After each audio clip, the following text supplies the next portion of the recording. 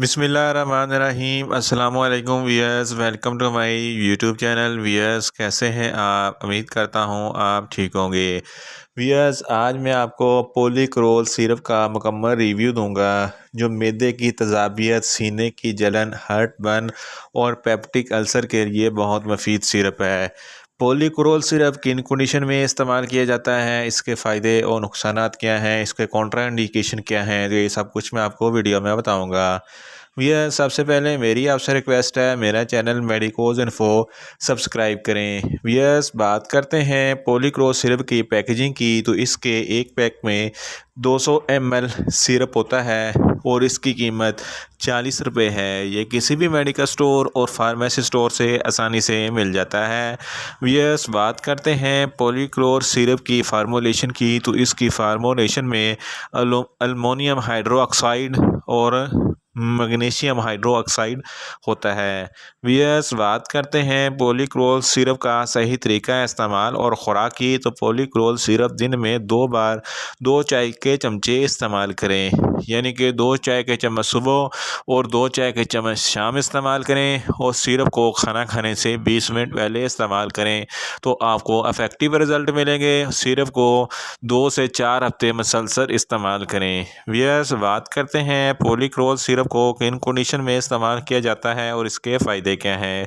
पॉलीक्रोल syrup ख़ास तौर पर मैदे के लिए बनाया गया है, यानी कि मैदे की तेज़ाबियत के लिए पॉलीक्रोल सिरप बहुत ही मुफीद है और स्टमक एसिडिटी को कम करता है और खाना अच्छे तरीके से हज़म करने में मदद देता है। इस तरह मैदे की तेज़ाबियत की वजह से आपको जो हार्ट बर्न होता है, इस कंडीशन में भी पॉलीक्रोल सिरप बहुत ही मुफीद है। इस तरह जिन लोगों का मैदा अपसेट होता है और खुराक अच्छे तरीके से हज़म नहीं होती, तो इस कंडीशन में भी पॉलीक्रोल सिरप बहुत ही मुफीद है। ये अपसेट मैदे को दुरुस्त करता है। अगर आप बहुत ज़्यादा स्पाइसी फ़ूड खा लेते हैं, तो स्पाइसी फ़ूड खाने की वजह से मैदे में तेज़ाबियत बढ़ जाती है, जिसकी वजह से सीने पर जलन होती है। इस कंडीशन में भी पॉलीक्रोल सिरप बहुत ही मुफीद है। अगर आप की खुराक की नाली में, यानी कि एसोफेगस में जलन है, तो इस कंडीशन में भी पॉलीक्रोल सिरप बहुत ही मुफीद है। अगर आपको मैदे का अल्सर है, तो मैदे के अल्सर के लिए भी पॉलीक्रोल सिरप बहुत ही मुफीद है। अगर किसी को पेप्टिक अल्सर है, तो पेप्टिक अल्सर के लिए पॉलीक्रोल सिरप बहुत ही मुफीद है। इस तरह जिन लोगों को बदहज़मी है, बदहज़मी के लिए भी पॉलीक्रोल सिरप बहुत ही मुफीद है। पॉलीक्रोल सिरप मैदे की जलन, सीने की तेज़ाबियत और मैदे के हर किस्म के मसले के लिए बहुत ही मुफीद है। वियर्स, बात करते हैं पॉलीक्रोल सिरप के नुकसानात की, तो पॉलीक्रोल सिरप के कोई ख़ास नुकसानात नहीं है। ये सेफ़ टू यूज़ है। इसको रेगुलर 3 से 4 हफ़्ते मुसलसल इस्तेमाल करें, मगर इसकी ओवरडोज़ लेने से आपको कुछ मामूली से नुकसानात हो सकते हैं, जैसा कि आपको बदहज़मी हो सकती है, आपको डायरिया हो सकता है, आपको पेट में गैस हो सकती है, आपको सर दर्द हो सकता है, आपको न्यूज़िया हो सकता है और आपको वोमिटिंग हो सकती है। यस, बात करते हैं पॉलीक्रोल सिरप के कॉन्ट्राइंडिकेशन की।